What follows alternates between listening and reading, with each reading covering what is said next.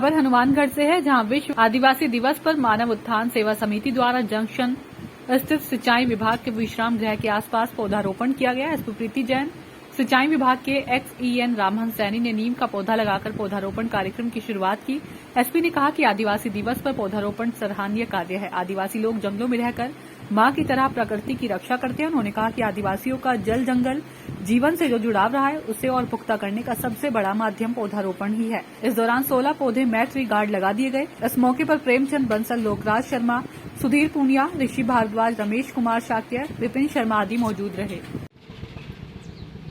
हाँ जी संजय जी, आज आदिवासी दिवस भी है और पौधे भी आप लगा रहे हैं, क्या कहेंगे इस दिवस पर? आदिवासी दिवस के उपलक्ष्य में आज मानव उत्थान सेवा समिति ने सिंचाई विभाग के गेस्ट हाउस के पास में 15 पौधे ट्री गार्ड सहित लगाए।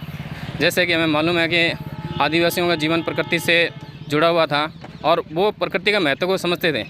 और जैसा कि सबको मालूम है कि जब भी वो जंगलों में जाते थे और अगर वो वहाँ से उस टाइम पर चूल्हे का इस्तेमाल होता था, तो वो क्या वहाँ से गीली लकड़ी नहीं लाते थे, बल्कि सूखी लकड़ी लाकर और पर्यावरण को यानी कि वो शुरू से यानी कि समझते थे कि पर्यावरण हमारे लिए कितना महत्व है।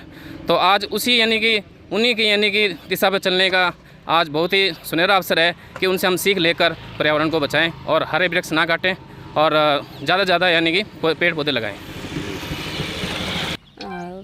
मानव उत्थान सेवा समिति द्वारा पूरे शहर में जो वृक्षारोपण का कार्यक्रम लगातार जारी है और अनवरत कई वर्षों से इस काम में ये लगे हुए हैं। इससे बेहतर प्रयास पर्यावरण संरक्षण का कोई नहीं हो सकता। और मैंने जितना देखा है कि द्वारा लगाए गए पौधे काफ़ी बड़े हो रहे हैं, फल फूल रहे हैं।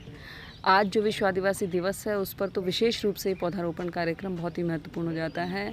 आदिवासियों का हमेशा जल जंगल जीवन से जो जुड़ाव रहा है, उसको पुख्ता करने का एक बहुत बड़ा माध्यम है। और मैं मानव उत्थान सेवा समिति के सभी सदस्यों को बधाई देती हूँ कि वो इतने शुभ कार्य में इतनी तन्मयता से साथ में जुड़े हुए हैं। सेवा उत्थान समिति के तत्वाधान में वृक्षारोपण का जो कार्य किया जा रहा है, बड़ा सराहनीय कार्य है।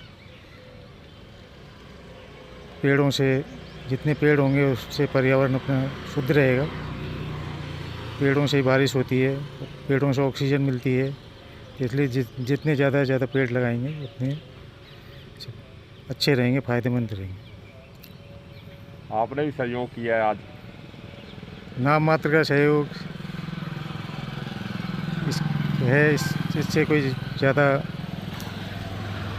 ये होने वाला नहीं है, परंतु हर आदमी ये प्रण ले ले कि जब भी कोई उसकी खुशी का समय हो या कोई ऐसे इवेंट हो, उसमें 2-4 पेड़ लगाए।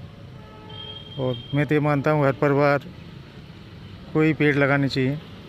हर साल जितने वृक्षारोपण करेंगे उतना ही प्रकृति के लिए भी सही है, पर्यावरण के लिए भी सही है, सब सारा कुछ। बारिश भी होगी, ऑक्सीजन मिलेगी। ये तो यही कहना। परिचय दे दे पूरा। रामहंस सैनी, आदिवासी अभियंता डिवीजन 2 हनुमानगढ़। ठीक है। जल संचय।